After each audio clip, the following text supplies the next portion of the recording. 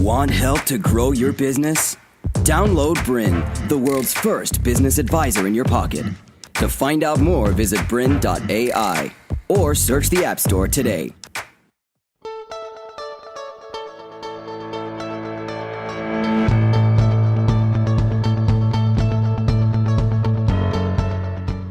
Welcome to Navigate Your KPIs. My name is Muffy Churches. Thank you so much for joining myself and our KPI expert today, Andrew Wadsworth. Today in episode 2, we're going to be taking you through how to create financial sales and delivery KPIs for your business. Welcome, Andrew. Thanks for having me. Sure. Could you let us know a little bit about the acronym KPI? Build us through that one more time.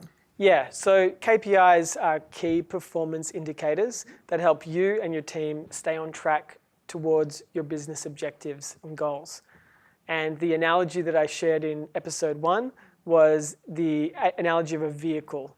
Being in a vehicle, and your KPIs help you stay in the navigation instruments, basically, for keeping you on track and taking you where you want to go in your life and achieve those goals. And they can be for your personal goals, your team's goals, and of course, your business's mission. Is there by any chance, Andrew, a template or a form or some sort of a conceptual sheet, a set of rules that would help us create KPIs that are meaningful that you can share? Yeah, there is an acronym called SMART KPIs, right, that I've read about, and it's a well-known way of creating KPIs actually. So it starts with specific. So KPIs need to be specific. They need to be measurable. They need to be accurate. They need to be relevant and timely. So we'll go into each one of those because I think it helps to expand a little bit on them. So when we say a KPI needs to be specific, it's about, you think of the words like what and why. So what are we really trying to achieve here with measuring this, and why are we doing it? And once you understand that, you can then look at, is it measurable? So how is it going to be measured? Is it going to be measured with looking at your accounts, or are people going to be reporting it through forms? You're getting it from your Facebook data. So that's important, where the data is coming from. Sure.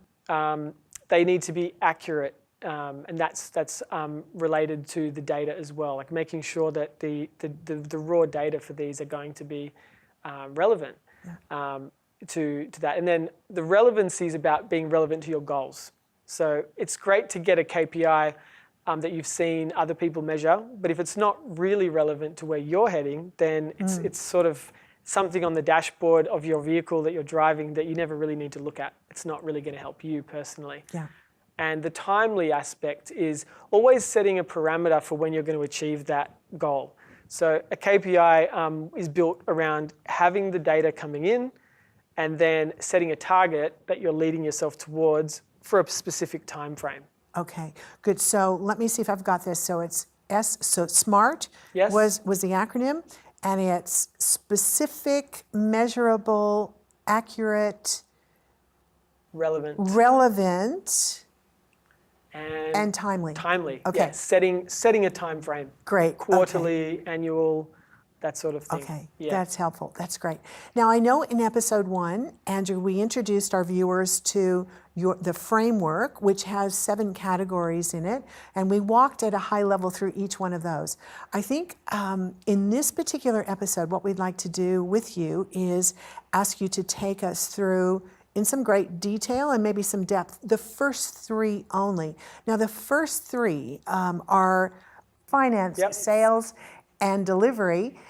And I had a feeling in episode 1 that you were connecting those 3 in some way. Can you share that with us? Yes. So when I start talking to a business, if they do have their general finance numbers in place with an accounting system and a bookkeeper, the next things we look at are sales and delivery. Because obviously if you're making a promise to your clients, you then have to deliver it. And if you're in business, it's because you have a product or service that you're going to be delivering to people. So most entrepreneurs or businesses that just start out, And if we're talking to a lot of small business owners listening to this, you may be in this phase of business growth where you're really doing a lot of sales and delivery and hoping that in the end of the month when you're looking at your profit and loss, it balances out. So that's why those three are a good place to start, because it's where a lot of businesses actually are. You may be doing small aspects of the other ones, but if you imagine as a whole the framework can expand to that size, you might be just doing a little bit of visioning, tiny bit of marketing, but they have ability to grow. But in the beginning, you are actually already doing sales and delivery and making sure that you're getting paid on time and that you're selling your product or service for hopefully a little bit of a profit. So that's why I bring those three in when I'm talking to a new client, to make sure I understand those aspects of their business first. Good. Okay, so at the very beginning, we are massively focused on those base core 3 items. Okay, great. Let's focus now on finance, Andrew. Okay, so how to create KPIs for finance.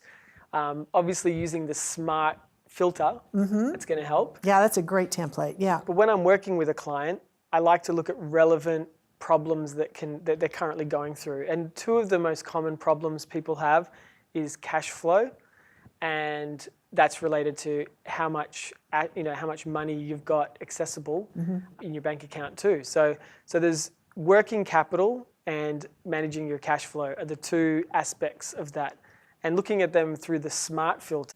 To continue enjoying this presentation, download BRiN, the world's first business advisor in your pocket. To find out more, visit BRiN.ai or search the App Store today.